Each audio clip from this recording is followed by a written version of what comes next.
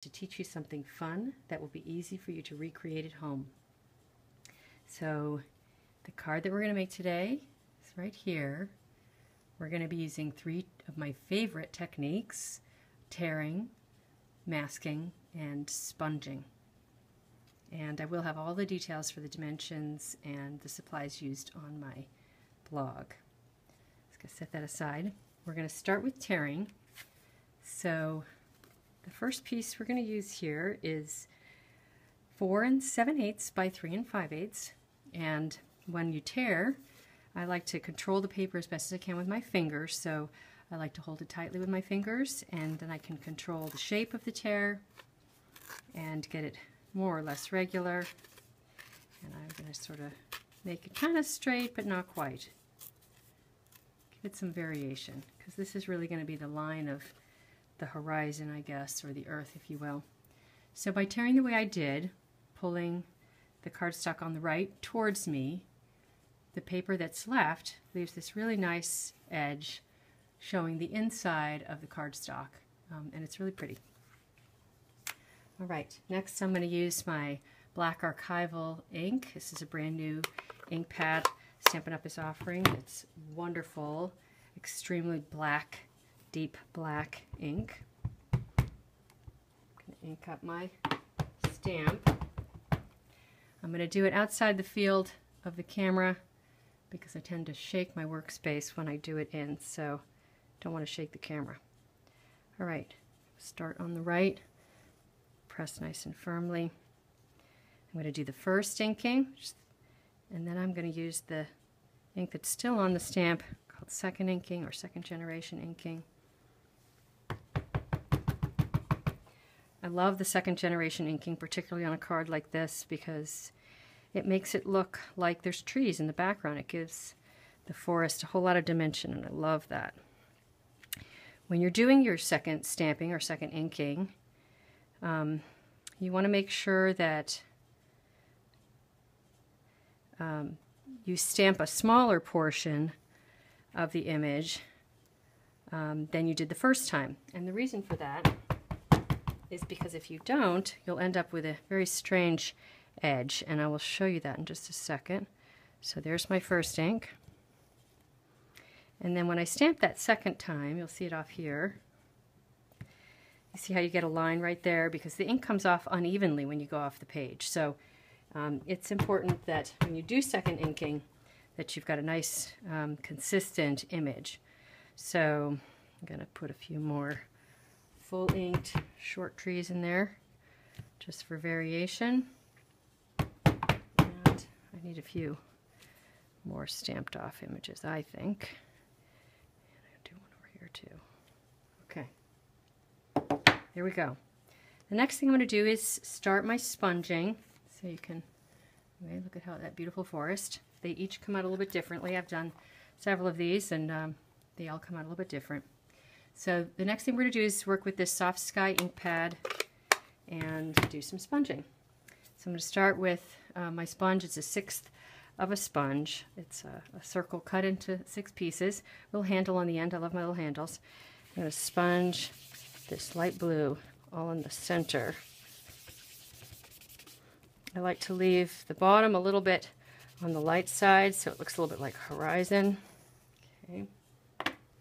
And then I'm going to create a mask.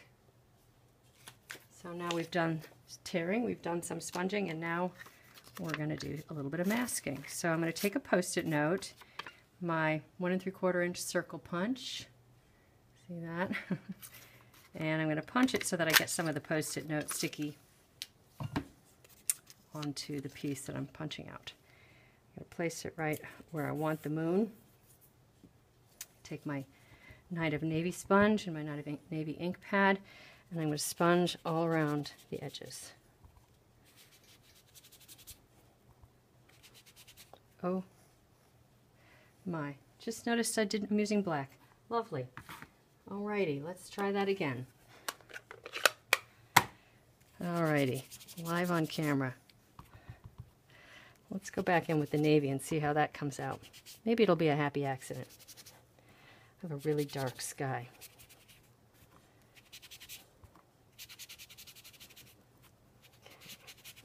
nice dark edge. Okay, now I'm going to come back in with my soft sky, and I'm going to emphasize the bottom of the moon in the middle, blending my navy and a little bit of my black. Alrighty, let's see how this is going to come out. Who knows, maybe we'll love it. Alright, so now I'm going to take off the mask, and this is kind of the magic. I love this part. And we have a nice bright moon. Cool. I think I'm going to go in with a little bit more soft sky. Blend that. Try to lighten it a little bit. All right, last but not least, we're going to go in with our white craft ink and some snowflakes.